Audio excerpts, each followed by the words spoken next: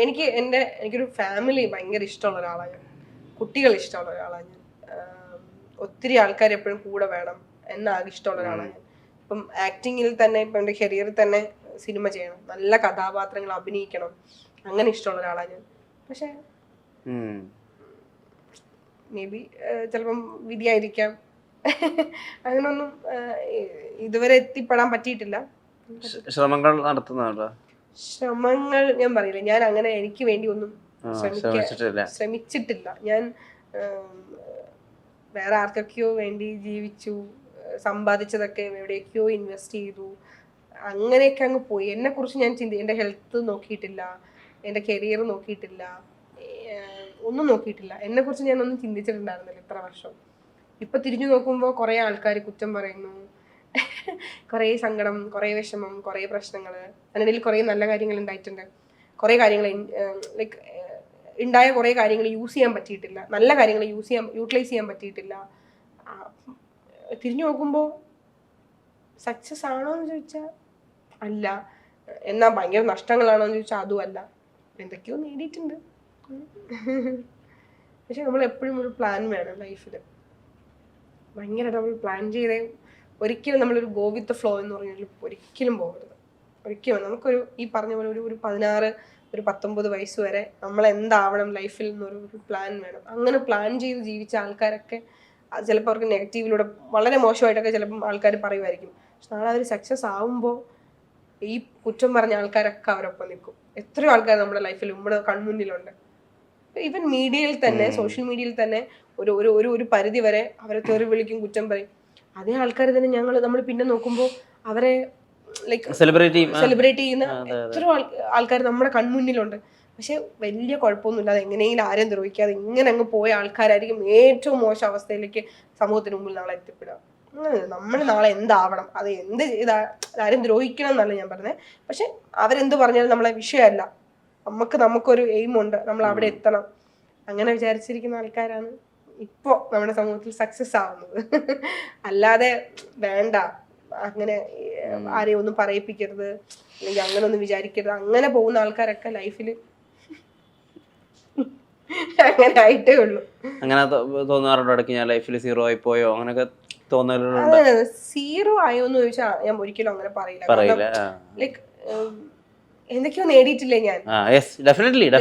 കാരണം അങ്ങനെ ഒരു ബാക്ക് സപ്പോർട്ട് ഇല്ലാതിരുന്നിട്ട് പോലും ഇന്ന് ഇപ്പൊ ഞാൻ ഒരു പുറത്തിറങ്ങുമ്പോ അതെനിക്ക് സ്വയം ഞാൻ ഏൺ ചെയ്യാന്ന് വെച്ചാൽ ചിലപ്പം എനിക്ക് ഫിനാൻഷ്യലി ചിലപ്പോൾ ഒരുപാട് ഇതുണ്ടാവൂലായിരിക്കാം, ചിലപ്പം ഞാൻ വലിയ സിനിമകൾ ചെയ്തിട്ടുണ്ടാവൂലായിരിക്കാം, വലിയ ക്യാരക്ടർ. പക്ഷെ എന്നാലും അങ്ങനെ എനിക്കൊരു സപ്പോർട്ട് ചെയ്യാൻ പോലും ഒരു ബാക്കിൽ ഒരു ഇതില്ലാതിരുന്നിട്ട് പോലും ഇന്ന് ഞാൻ സമൂഹത്തിന് മുന്നിൽ ഇറങ്ങുമ്പോൾ 100 പേരുടെ ഇതിൽ 10 പേരെങ്കിലും എന്നെ തിരിച്ചറിയുന്നുണ്ട്. എനിക്ക് കിട്ടുന്ന ഒരു വലിയ അംഗീകാരമല്ലേ വിഷ്ണു? കാരണം ഇപ്പം ഞാൻ പറയില്ലേ, ഇപ്പം ഞാൻ ഒരുപാട് പേരെ കണ്ടിട്ടുണ്ട്. ഒരു ക്യാരക്ടർ ചെയ്യുമ്പോൾ തന്നെ അവരുടെ വീട്ടുകാർ തന്നെ, അവർ ചെയ്തില്ലെങ്കിൽ അവരുടെ വീട്ടുകാർ തന്നെ അവർക്ക് വേണ്ടി ഒരു പേജ് ഉണ്ടാക്കുന്നു, അതിൽ അവരെ സപ്പോർട്ട് ചെയ്യുന്നു, അല്ലെങ്കിൽ വേറെ കുറച്ച് ആൾക്കാരെ കണ്ടക്ട് ചെയ്ത് അവരെ സപ്പോർട്ട് ചെയ്യാനുള്ള കാര്യങ്ങൾ ചെയ്യുന്നു, അത് ചെയ്യുന്നു, ഇത് ചെയ്യുന്നു. അവരിങ്ങനെ ബൂസ്റ്റ് ചെയ്യിപ്പിക്കാൻ ഒരു കുറേ ആൾക്കാർ ബാക്കിലുണ്ട്, ഒരു ബാക്ക് സപ്പോർട്ട് എന്ന രീതിയിലുണ്ട്. എന്നെ സംബന്ധിച്ച് 0% ലൈഫിലുള്ള ഒരാളാണ് ഞാൻ. ആ കാര്യത്തിൽ ഒട്ടും ഭാഗ്യമില്ലാത്ത ഒരാളാണ്. സപ്പോർട്ട് ചെയ്യാൻ ഞാൻ പറയില്ല, എൻ്റെ 8ാമത്തെ വയസ്സിൽ എൻ്റെ ഫാദർ മരിക്കുന്നത്, പിന്നെ അമ്മയും ചേച്ചിയും ഞാനും മാത്രമായിട്ടുള്ള ലോകം. അവിടെ നമ്മളെ സപ്പോർട്ട് ചെയ്യാനോ, ഇപ്പൊ എനിക്കൊരു സീരിയൽ അഭിനയിച്ചു, എനിക്കൊരു സ്റ്റേറ്റ് അവാർഡ് കിട്ടിയിട്ട് ലൈക്ക് അങ്ങനൊരു എൻ്റെ അഭിനയം കണ്ട് ഇഷ്ടപ്പെട്ട ആൾക്കാരായിരിക്കും ചിലപ്പോൾ എന്നെ അന്ന് അപ്രീഷിയേറ്റ് ചെയ്തിട്ടുള്ളത്. അല്ലാതെ എനിക്ക് വേണ്ടിയിട്ട് എൻ്റെ ഇന്ന ആൾ, എൻ്റെ മോൾ, അല്ലെങ്കിൽ എൻ്റെ സഹോദരി, അല്ലെങ്കിൽ എൻ്റെ ഫ്രണ്ട്, അങ്ങനെ ഇവരെ നമ്മളിങ്ങനെ നാളെ അങ്ങനെ എനിക്ക് അങ്ങനെ ഒരു സപ്പോർട്ടിങ് സിസ്റ്റം ഇല്ല, കിട്ടിയിട്ടില്ല. എന്നിട്ടും ഇതുവരെ എത്തിയില്ലേ? മേ ബി ചിലപ്പോ അങ്ങനെ എന്തെങ്കിലും ഉണ്ടായിരുന്നെങ്കിൽ കുറച്ചും കൂടെയൊക്കെ ആയനെ. ഒരുപാട് വയസ്സൊന്നും ആയിട്ടില്ലല്ലോ, നീ ഉണ്ടല്ലോ. വഞ്ചന തന്നിട്ടുള്ള അല്ലെങ്കിൽ ചതി തന്നിട്ടുള്ള ഒരാളോട് ക്ഷമിക്കാൻ പറ്റാറുണ്ടോ? അയ്യോ, ഞാൻ അങ്ങനെ ക്ഷമിക്കുന്ന ഒരാളാ. ഇപ്പൊ ഞാൻ ഭയങ്കരമായിട്ട് ക്ഷമിക്കാൻ മീൻസ് ഞാൻ പിന്നെ അവരുടെ അടുത്തേക്ക് പോവൂല, അവരെ ദ്രോഹിക്കാനേ പോവില്ല, എന്റെ ലൈഫിലേക്ക് ഞാൻ എടുക്കൂല. പക്ഷെ ഞാൻ അവരെന്റെ അടുത്ത് ഒരു സോറി പറഞ്ഞാൽ ഞാൻ പെട്ടെന്ന് മറക്കും. അങ്ങനെ ചെയ്യരുത് കേട്ടോ, അങ്ങനെ ആരും ചെയ്യരുത്. കാരണം നമ്മൾ ഒരിക്കൽ അവർ ചതിച്ചിട്ടുണ്ടെങ്കിൽ അവർ വീണ്ടും ചെയ്യും. ഉറപ്പാണ്. പക്ഷെ എനിക്ക് എന്താന്ന് വെച്ചാൽ എനിക്ക് അങ്ങനെ ആരുടെ അടുത്ത് പിണങ്ങിയിരിക്കുന്ന ഇഷ്ടമല്ല. ഇപ്പൊ എന്നെ ആരെങ്കിലും എന്തെങ്കിലും പറഞ്ഞു എന്ന് വെച്ചോ, ഞാനത് അറിഞ്ഞു എന്ന് വെച്ചോ, ഞാൻ അവരുടെ അടുത്ത് പിന്നെ ഞാൻ ആ വഴിക്ക് പോകില്ല. നിങ്ങൾക്ക് അറിയായിരിക്കും എന്ന് വെച്ചാൽ എന്നെ പറഞ്ഞ ആൾക്കാരുടെ അടുത്ത് പോലും ശരി അവനും ഞാൻ തിരിച്ചൊരു പണി കൊടുക്കുമെന്ന് വെച്ചാൽ ഞാൻ അവരുടെ പിന്നാലെ പോകുന്ന ഒരാളെ അല്ല. അത് എന്തേലും പറഞ്ഞ് പോട്ടെ പണ്ടാറടങ്ങാൻ ഞാൻ എൻ്റെ വഴിക്ക് പോകുന്ന ഒരാളാണ്. പക്ഷെ പിന്നെ അവരെൻ്റെ അടുത്തൊന്നും വേണം പറ്റിപ്പോയി എന്ന് പറഞ്ഞാൽ ഞാൻ പിന്നെ അവരുടെ അടുത്ത് ശത്രുതയൊന്നും വെക്കൂല.